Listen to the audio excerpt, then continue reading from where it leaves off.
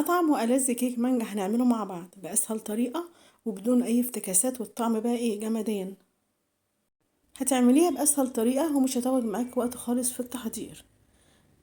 ما شاء الله في منتهى الجمال، تحفة.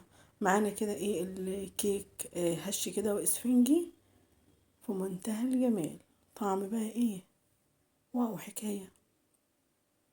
يلا بقى بينا نشوف هنعمل الكيك القمر بتاعنا ده ازاي. اللهم صل وسلم وبارك على سيدنا محمد وعلى آله وصحبه وسلم.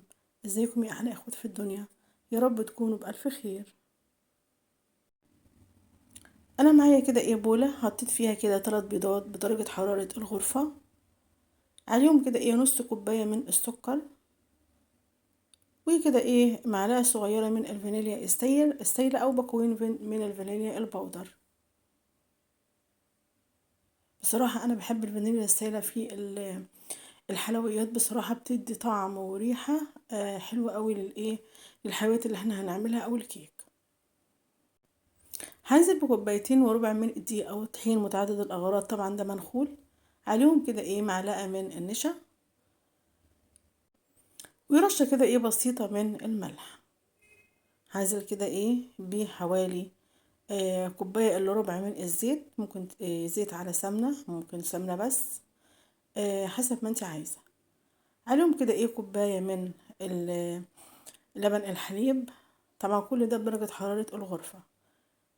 هنقلبه كده ايه كويس كده مع بعض كده الخليط بالمضرب اليدوي. طبعا مش هنستخدم خالص ولا الخلاط ولا ايه المضرب الكهربائي، كله كده مع بعضه كده ايه.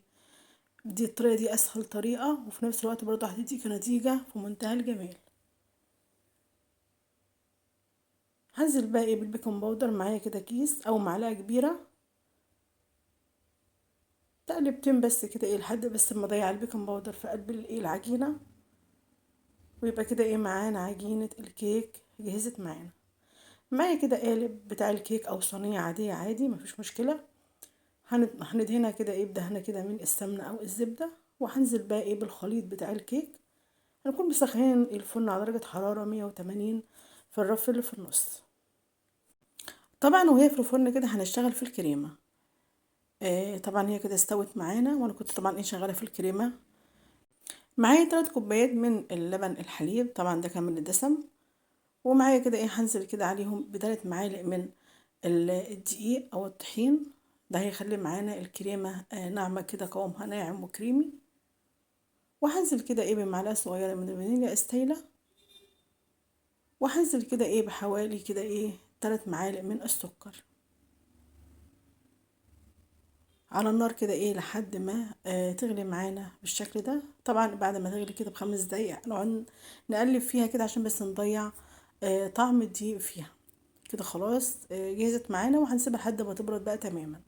معايا كده ايه حوالي منجاية، هقشرها كده ايه واديها كده ايه ضربة في الخلاط كده من غير اي اضافات خالص، يعني مش هضيف مية خالص. معايا نص كوباية من الكريم جانتي الخام، عليهم كده ايه حوالي معلقة كده من السكر. وهضيف كده ايه خدت كده ايه حوالي معلقتين من المانجا اللي احنا ربناها من غير اي اضافات، وحطيت عليها كده ايه حوالي ايه حبة مية، يعني ايه يعضل كده ايه نص كوباية من المية، وقلبتهم كده مع بعض عشان ايه نعمل بيهم الكريمة. طبعا ايه يكون متلجة، بدل ما اضيف بس مية بس كده انا ايه ضفت عليها معلقتين من المانجا اللي احنا ايه ضربناها، وضفت عليها نص كوباية من المية. طبعا ايه تكون متلجة كده ايه معانا كده الكريمة جهزت.